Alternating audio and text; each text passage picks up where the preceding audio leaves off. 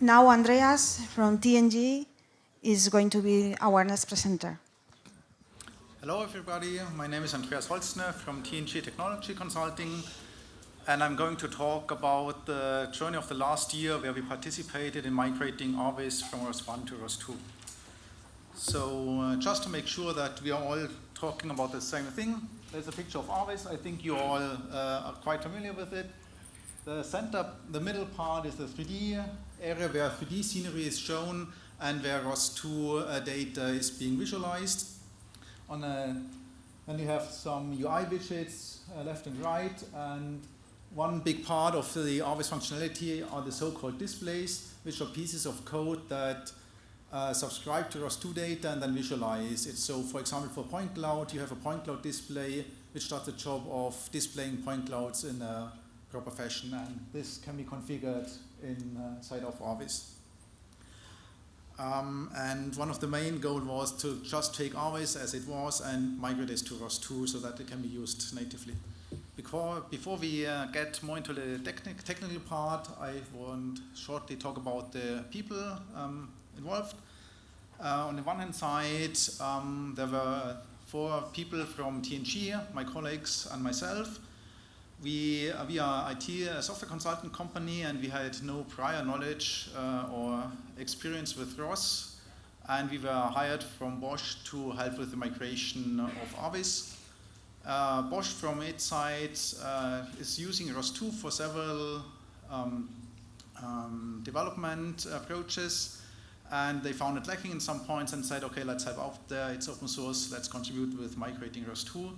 One other use case for them is to use the ROS2 tooling on top of their own middleware. Because of the ROS2 middleware abstraction that's there, this can easily be done by them. And on the other hand, we had the upstream maintainer, William Woodall, who will also be talking after me, from Open Robotics, who had the pleasure of reviewing and merging all of our pull requests. And so let's just recap the goal. We had, of course, we wanted to migrate from ROS1 to ROS2. That's fairly obvious. The other thing I think most of you people are also familiar is that with ROS2, per default, all major operating systems are supported, Linux as in the past, and also Mac OS and Windows. And this was also part, and also the Windows use case is also a big point for Bosch. So this was also important to tackle the operating system issue. I won't talk too much about this because the libraries we use, Qt for the UI widgets and Ogre for the 3D stuff, they are already platform independent and work on all supported platforms. And there's still a lot of work to be done, but that's not very interesting from a ROS specific point of view, so I can't talk about this. There are some other things I can't touch because I have only 20 minutes, so if you're interested, feel free to come up and ask later. I'm around.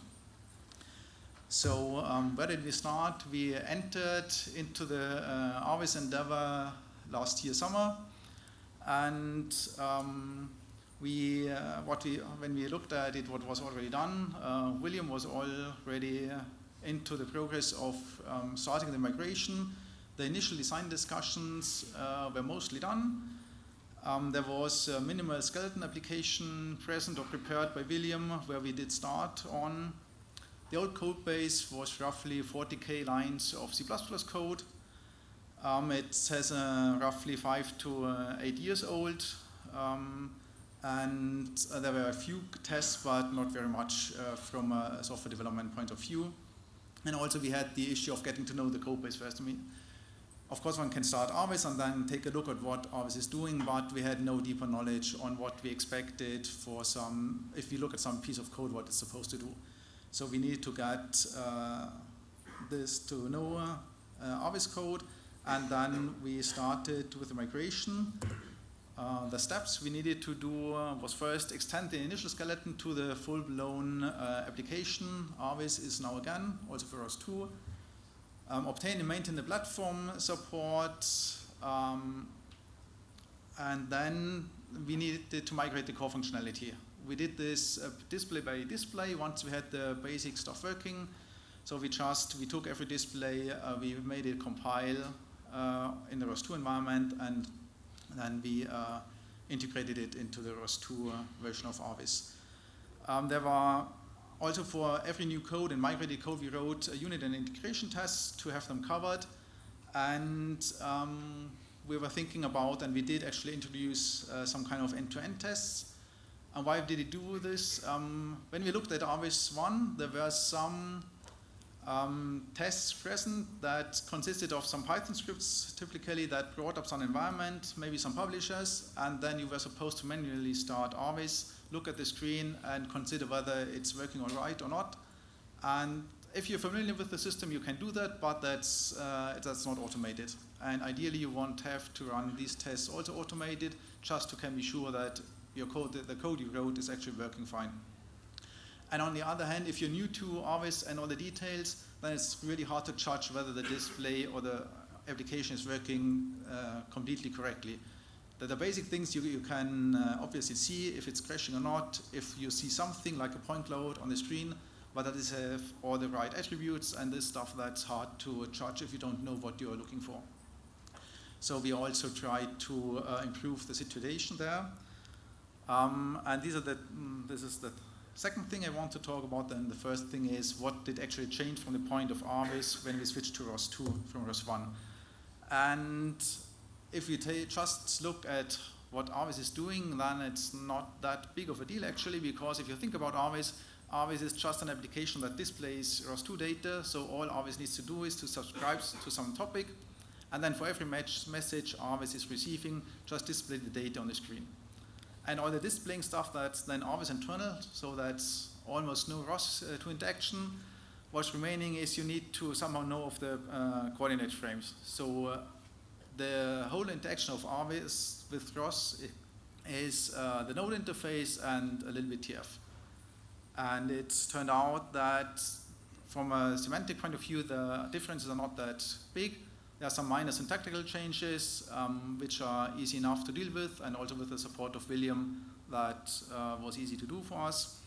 And then you have some difference, like the code, the types have different names, but that's also easy to adapt. Also, there's the ROS 2 migration guideline from Open Robotics. This is the first step you want to follow if you migrate some code. And based on that, there was not that much to do to account for the specific differences from ROS 1 and ROS 2. I mean, that's a fairly specific point for the RViz, as we just have this limited interface with ROS 2. Having said that, I want to continue with the end-to-end tests. And for that, let's first recap the how RViz, what RViz is doing at its core. And if you formulate it in typically a test sentence, then let's say you give them a point cloud message, for example. And then if I start RViz and if I activate the point cloud display, then I expect the point cloud to be shown on the screen, and according to the properties I switched on the display properties. So this is kind of one of the central RViz use cases. And what we wanted to do is we wanted to provide a way to automatically test these features of RViz. And of course, this does not replace unit or integration tests. And in integration tests, one can so far as to assert that if I have the proper test set up, maybe point cloud message, if I run the display code, then that the correct objects are getting inserted in a data structure that is then represented by Ogre on the screen. So this far I can go with normal integration tests, and this I can use to make sure I cover all the use cases and all the properties of a display. So I don't need to do exhaustive testing in an end-to-end manner, but I need to do like some kind of smoke tests so that I can make sure that the actual application is running, and an important part of that is the 3D rendering. If RViz works internally fine and the data representation is correct, but you see nothing on your 3D window, then it's not working. So an important point is that we need to include a 3D rendering in these kind of tests. And then we thought about it, and at the end, our conclusion was the only way to do this properly is to do your search with a screenshot of at least of the 3D area. Because that's the only way that you actually can make sure that you see all the correct data in the screen. And of course, these tests they run relatively slowly compared to unit and integration tests. So you don't want to do exhaustive tests in that manner, but combined with the unit and integration tests you can write some end-to-end smoke tests that guarantee you your RViz is working correctly. And we built something like that, and it took the name of the RViz Visual Testing Framework, which is a new sub-package of RViz, which is providing this functionality.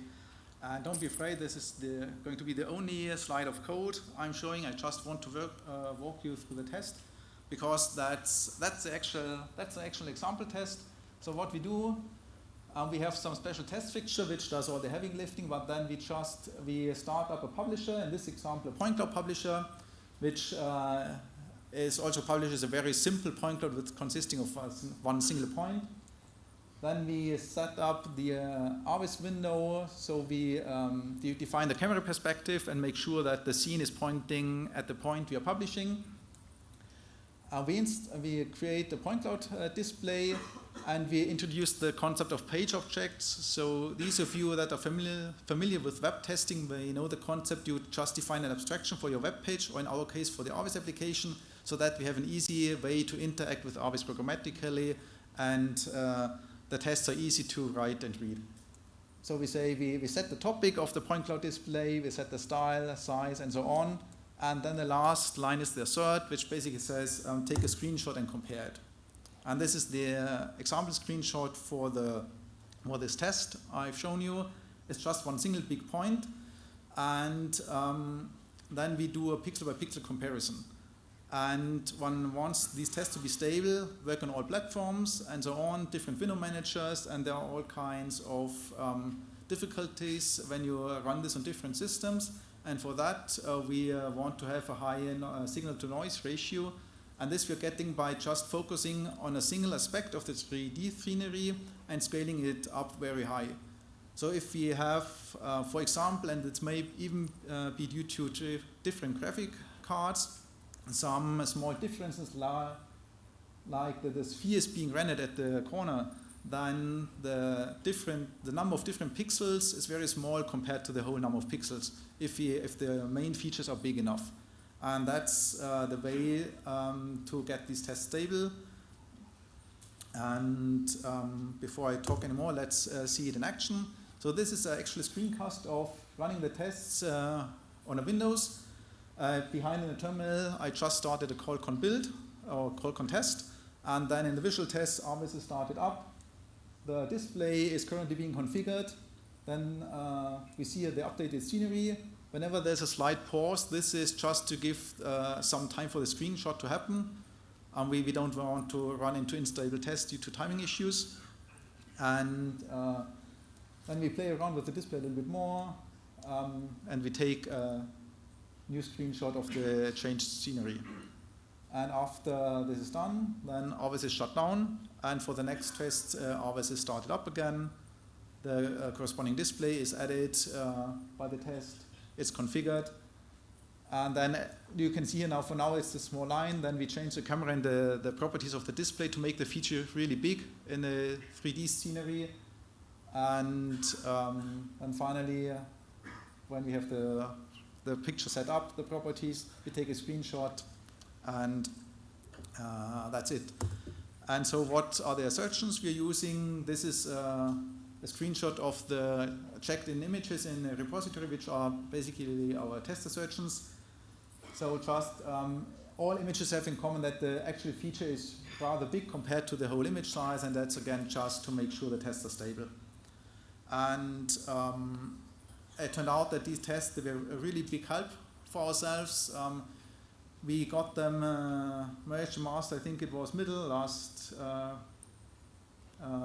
early this year. And compared, so we were with two ROS 2 releases during our time when we had developing RViz. And it turned out for the second release, we had much less work to do because of the visual test, because we were absolutely sure that the things we migrated, they are working correctly. The combination of the integration test and the visual test gave us the security. They are working on all platforms. These tests are also being run on the Open Robotics Jenkins for ROS 2 jobs at least. They are not run on every ROS 2 build because it takes that long, but for RViz tests they are being run. And so this was a big help. The package itself, the ideas, they are independent of RViz. The page objects and this stuff is of course RViz dependent. But if you have also a graphical application, you might want to take a look at the code of this testing framework and maybe think about using something like that or similar ideas like yourself. So to almost finish up, I want to quickly talk about how far is RViz right now. And most of the features are there. On the README in the RViz repository, there's a big table of all the features and tools that are migrated. There's also a list of tables that is still missing. There's also documentation of how to write a plugin that documents the new plugin APIs of RViz. There's also documentation of how to migrate your display. So if you have a custom display and you want to have it working with the new RViz, just check out this documentation. There's everything there. It's the same recipe we follow if we migrated a display. And so it's, from my point of view, RViz is usable. Almost all displays are working. There are a few things that are not done yet. There are a couple of easy to migrate displays, like the temperature display. They're almost like very similar to the point cloud displays. A couple of them. There's a depth cloud that required image transport, and if you have seen on the previous talk, image transport is now on master, and it will be in the next release. So having that, it should be straightforward to migrate. The interact tool and interactive markers are missing. That's a little bit tricky because there is some server component associated with that. And there's the stereo display and Oculus display, which we haven't touched. But these are the only things we are aware of. Everything else missing. If you miss something, it's open source. So make a pull request and migrate it and chime in with your work. So finally, I want to thank all the people involved. These are my colleagues at TNG, Martin, who is also here, Andreas, Alessandro, Bosch for hiring us to do the work, and of course William, who is already standing to my right for doing the maintenance work of RViz and merging all our pull requests. Thank you.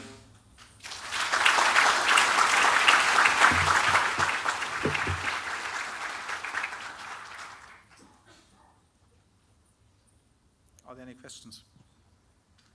Yes, I have a question.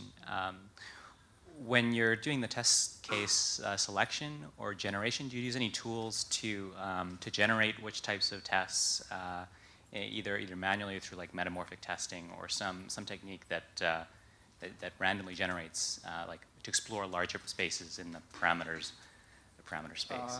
No, we don't. So when we migrate the display, the functionality is rather clear, and then we just think about what are the functionality features we want to have asserted for, and then we write the test. But we don't do anything like fuzzy testing or try to exploit on an automated way.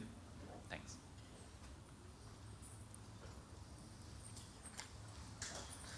Thank you for interesting presentation. I have a question regarding a decision of this migration.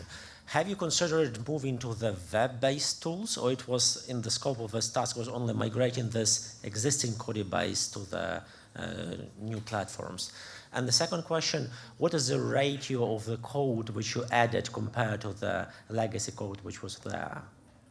So to the first question, we only entered the migration path after these decisions were done, and so we ourselves only read up the discourse discussions about whether one should change, and I think the agreement at the time was, and that's also where the Bosch motivation stems from, that RViz as a desktop tool is very valuable, and the goal was first now to migrate this desktop tool to ROS2. And I think there are also different visualization solutions, so if one wants to have something web-based, I believe the consensus is to just create your own tool to accommodate for that. And the second question,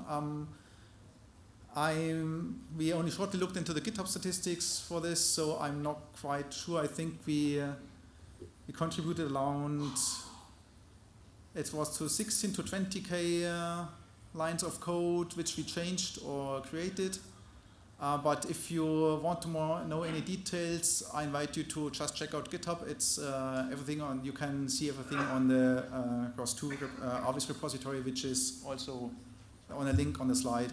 So I don't have the numbers on my head at my head. Thank you. Only one more. We don't have much time.